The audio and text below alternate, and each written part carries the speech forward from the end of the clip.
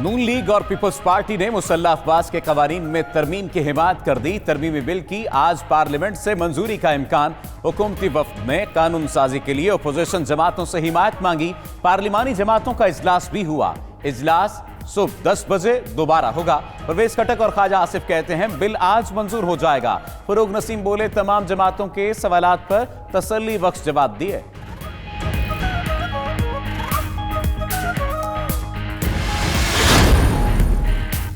हुकूमत ने army act, naval act और एयरफोर्स एक्ट के तरमीमी मुसव्वदे पार्लिमानी कमेटी में पेश कर दिए।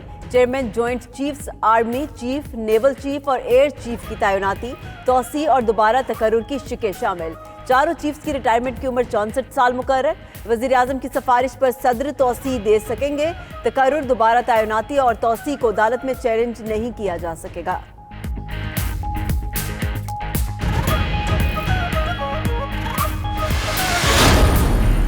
पूरी दुनिया देखेगी आर्मी चीफ की तौसीफ पर तमाम जमातें एक पेज पर। वजीर ममलिकत जरताज गुल की प्रोग्राम नाइट एडिशन में गुफ्तगू। कहा आज वजीर आजम भी ऐवान में आएंगे। सुप्रीम कोर्ट के दिए पैरामीटर्स की रोशनी में एक्ट ला रहे हैं।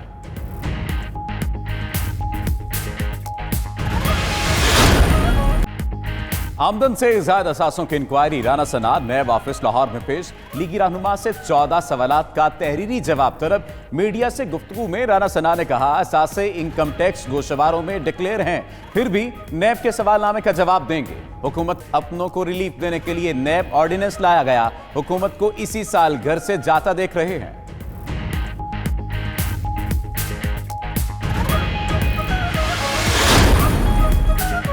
पंजाब में शहबाज शरीफ के दौरे हुकूमत का एक और बड़ा करप्शन स्कैंडल बेनकाब। पंजाब पावर डेवलपमेंट कंपनी में करोड़ों रुपए की माली बेकायदगियां सामने आ गई। पाकपतन हाइडल पावर प्लांट से सलाहियत से कम बिजली पैदा करने का इंकशाफ। बिजली की पैदावार कम होने से खजाने को 6 करोड़ 20 लाख 90 हजार का नुकसान हुआ।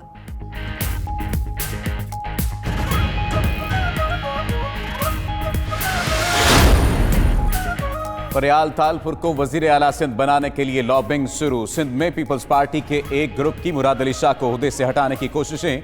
फरियाल तालपुर का नाम वजीर आला सिंध के लिए पेश किया गया। बिलावल भुट्टो और आसिफ जरदारी से भी बात की गई। एडिटर फोरम राना अजीम का 92 न्यूज के प्रोग्राम न्यूज एट 5 में इंकशाफ।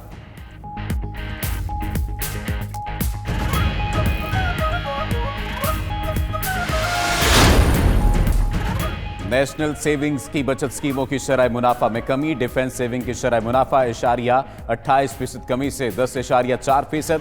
बहबूद सर्टिफिकेट पर मुनाफा 24% कमी से 12.24% हो गया। स्पेशल सेविंग पर मुनाफा 11% पर बरकरार। रेगुलर इनकम सर्टिफिकेट पर मुनाफा 36% कमी से 10.56%। सेविंग अकाउंट पर मुनाफा 4% से इजाफे से 8.6% हो गया।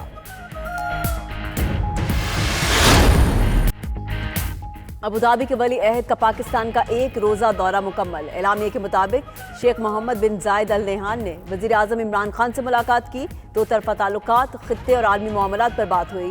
वज़ीर आज़म ने अरब अमारात की सरमायाकारी का खैर मकदम किया। सरमायाकारों को सहूलियात देने का यकीन दिलाया।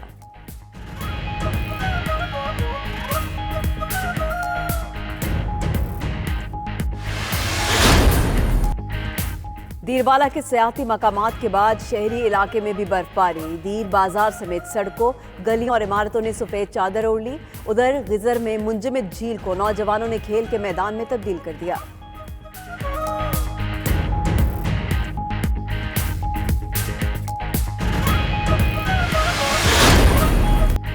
नया साल, नया सीजन। 2020 में टेनिस की दुनिया में नए टूर्नामेंट की एंट्री। एटीपी कप आज से ऑस्ट्रेलिया में शुरू होगा। 24 मुल्कों के टॉप प्लेयर्स एक्शन में दिखाई देंगे। फाइनल 12 जनवरी को खेला जाएगा।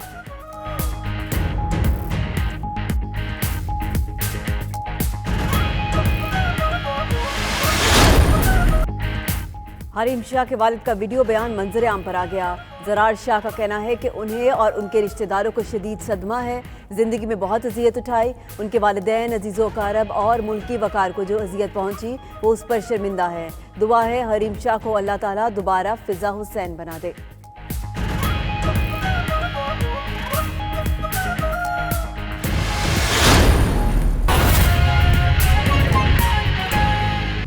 साहिबान की टीम थी, उन्होंने मुझसे जो है वो मेरी इनकम और मेरे एसेट से मुतल्लक जो है वो क्वेश्चन किए हैं, और उसके बाद उन्होंने ये मुझे एक परफॉर्मा जो है वो दिया है। इस परफॉर्मे में काफ़ी तफसील है, तो ये उन्होंने कहा कि जी आप इसको जो है वो पुर करके जो है वो हमें दें। तो मैंने उनसे ये कहा है कि ये जितनी तफसील में जाके आपने चीज़ें जो है वो मांगी हैं, तो इसके लिए जो है वो प्रॉपर टाइम दें।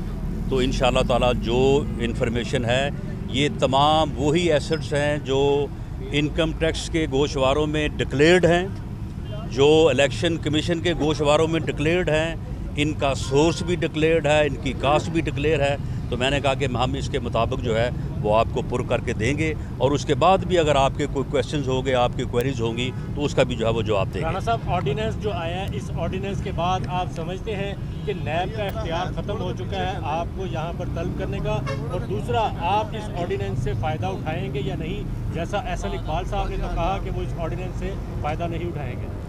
देखें, ये जो ऑर्डिनेंस आया है, उस ऑर्डिनेंस के ऊपर अपोजिशन का सबसे पहला एतराज़ तो ये है कि उसे ऑर्डिनेंस की सूरत में लाया गया, वो बिल की सूरत में आना चाहिए था। और इससे पहले अपोजिशन के साथ बैठ के गवर्नमेंट ने जिन नकात के ऊपर जो है वो एग्रीमेंट किया था, उसमें सबसे बड़ी बात जो है वो बेल का जो है वो राइट है, और बेल के राइट के मुतल्लक जो है वो बाकायदा सुप्रीम कोर्ट की डायरेक्शन मौजूद है, और इसी तरह से जो रिमांड है 90 दिन का, उसके मुतल्लक था। तो उन चीज़ों को जो है वो छोड़ दिया गया है, और जो चीज़ें बराह रास्त मालम जब्बा को और BRT के केस को हर्ट करती हैं और उन लोगों को बचाती हैं जो लोग वहाँ पे जो है वो रिक्वायर्ड हैं, तो उसको जो है वो नाफिज कर दिया गया है। तो इसलिए ये जो स्पेसिफिक रिलीफ जो है अपने लोगों को देने के लिए जो ये तरामीम की है, उन तरामीम में जो है वो उन तरामीम को शामिल नहीं किया गया जो अपोजिशन के साथ बैठ के तय हुई थी, जो अपोजिशन के बिल में है। कल के या बाद ये सामने आई है कि गवर्नमेंट ने ये फैसला किया है कि वो अपोजिशन के साथ बैठ के जो है वो इन चीज़ों को देखने को तैयार हैं जो अपोजिशन की तरामीम है। तो अगर उन तरामीम को भी जो है वो साथ शामिल करें, तो फिर तो अपोजिशन जो है वो इसमें तौबन करेगी, वरना अपोजिशन जो है वो तौबन नहीं करेगी, और अपोजिशन के तौबन के बगैर ये ऑर्डिनेंस जो है ये पास नहीं हो सकता। वफाकी हुकूमत की जानिब से दरख्वास्त की गई है मुस्लिम लीग नून को कि वो आर्मी एक्ट से हमायत करें, और मुस्लिम लीग नून ने मुकम्मल हमायत का ऐलान भी कर दिया, तो आप इसके मतलब क्या कहेंगे? देखिए, मेरे जो इल्म में है, मेरी अभी किसी से बात तो नहीं हुई, लेकिन ख़बर के ज़रिए से जो मेरे तक बात पहुंची है कि पाकिस्तान मुस्लिम लीग नून ने ये फ़ैसला किया है कि आर्मी एक्ट की जो तरामीम हैं उनके ऊपर गैर मशरूत जो है वो तआवन किया जाए, और आर्मी को एक अदारे के तौर पे और आर्मी चीफ़ के ऑफिस को जो है वो मुतनाज़ ना बनाया जाए। तो पार्टी का जो फ़ैसला है, मैं एक ज़िम्मेदार पोजीशन पे हूँ, और तमाम लोग जो हमारे अहदेदार हैं, हमारे पार्लियामेंटेरियन हैं, वो पार्टी के फ़ैसले के साथ खड़े होंगे। उसे ऑर्डिनेंस की सूरत में लाया गया, वो बिल की सूरत में आना चाहिए था, और इससे पहले अपोजिशन के साथ बैठ के गवर्नमेंट ने जिन नकात के ऊपर जो है वो एग्रीमेंट किया था, उसमें सबसे बड़ी बात जो है वो बेल का जो है वो राइट है, और बेल के राइट के मुतल्लक जो है वो बाकायदा सुप्रीम कोर्ट की डायरेक्शन मौजूद है, और इसी तरह से जो रिमांड है 90 दिन का, उसके मुतल्लक था।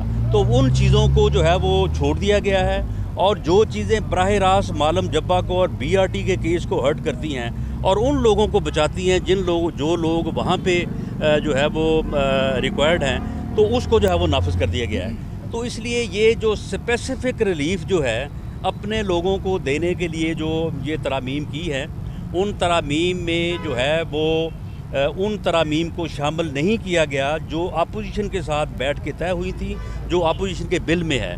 कल के या बाद ये सामने आई है कि गवर्नमेंट ने ये फैसला किया है कि वो अपोजिशन के साथ बैठ के जो है वो इन चीज़ों को देखने को तैयार हैं जो अपोजिशन की तरामीम है।